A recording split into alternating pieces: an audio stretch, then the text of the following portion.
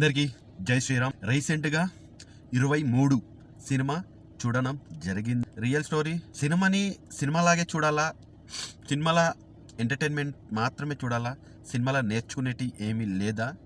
ఒక సంఘటనని నా ముందు ప్రజెంట్ చేసినందుకు అందులోకి వెళ్ళి ఏదన్నా కొంచెం నేర్చుకోవాలా లేదా మీ మనసాక్షిని ప్రశ్నించుకోండి. ఎందుకంటే నేను కూడా నా మనసాక్షిని ప్రశ్నించుకున్నా. సినిమా అంటేనే ఒక entertainment and message, good family entertainment, ఇవే చూస్తాము.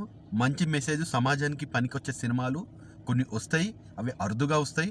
అలాంటప్పుడే మనం ఆదరించాలి.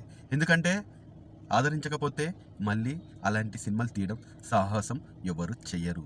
23 రీసెంట్గానే చూడడం జరిగింది. దిమ్మ తిరిగిపోయి మైండ్ బ్లాక్ అయింది. రియల్ లైఫ్లో ఇలాంటివే జరుగుతున్నాయి. సామాన్యుడికి డెఫినెట్గా న్యాయం జరగదు. ఉన్నోడు తప్పు చేస్తే ఒకలాగా ట్రీట్మెంటు, లేనోడు తప్పు చేస్తే ఇంకోలా ట్రీట్మెంటు. అదే మన న్యాయ వ్యవస్థ. న్యాయం గురించి మాట్లాడేవాడే న్యాయం సైడ్ నిలబడ్డాడు. న్యాయం గురించి, అన్యాయం గురించి, కులం మతం గురించి మాట్లాడేవాడే మతం మీద స్టాండ్ తీసుకోడు.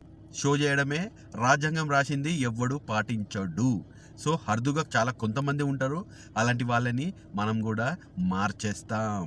23 సినిమా ఎలాంటి వాళ్ళకి అంటే యూత్, ఇప్పుడు ఎదుగుతున్న యూత్కి చెడి ఆవేశంలో కొంతమంది రాంగ్ డిసిషన్లు తీసుకుంటారు చూడు, అలాంటి వాళ్ళకి చూసి నేర్చుకోవాల్సింది చాలా ఉంది. Don't miss 23 cinema. చెడి ఆవేశంలో కొన్ని సంఘటనలు తప్పు చేసినప్పుడు అది ఎంత ఎఫెక్ట్ పడుతుందో, మన మీద ఎంత ప్రభావం చూపిస్తుందో 23 సినిమాలో క్లియర్గా చూపించడం జరిగింది. పిల్లలు చూస్తే మస్ట్ బెస్ట్. ఎందుకంటే పిల్లలు కొంచెం ఆవేశంగా ఆలోచిస్తారు, ఏదైనా తగ్గేదేలే అంటారు, సినిమాలో చూసి రెచ్చిపోతారు. అలాంటి వాళ్ళకి must best cinema. Small mistake big problem చేసిన తర్వాత మన లైఫ్ మీద ఎంత ఎఫెక్ట్ పడుతుందో, మనం దాని తర్వాత ఎంత బయటపడాలో ఎక్కడి నుంచి బయటికి రాలేము. సో ఏదైనా చేసే ముందుకు 100 సార్లు ఆలోచించాలి. మంచి పని చేసేటప్పుడు కూడా ఆలోచించాలి. మనకి మంచి అయినప్పుడు ఎదురువాడికి అది చెడు అవుతుంది. 23 అది సినిమా కాదు, రియల్ బేస్ కథ. డెఫినెట్గా ఇలాంటి కథలు ముందుకు వచ్చినప్పుడే ఇలాంటి డైరెక్టర్ని గౌరవించుకోవాలి, ఇలాంటి ప్రొడ్యూసర్ని, ఇలాంటి సినిమాలని డెఫినెట్గా మన వంతు కృషి చేయాలి. లేదంటే అదే ఎంటర్టైన్మెంట్ సినిమాలో వెళ్ళిపోతే ఒక హీరోకి ఫ్యాన్స్ ఎందుకుంటారో నాకు ఇప్పటికీ అర్థం కాలేదు. 100 రూపాయల టికెట్ని 5,000 10,000 పెట్టి కొనే వాళ్ళు ఉన్నారు. అలాంటి పిచ్చోళ్ళకి మనం ఏం చెప్పలేము. హీరో కంఫర్టే చూసుకుంటాడు. ఎవడి లైఫ్ వాడే రెస్పాన్సిబిలిటీ.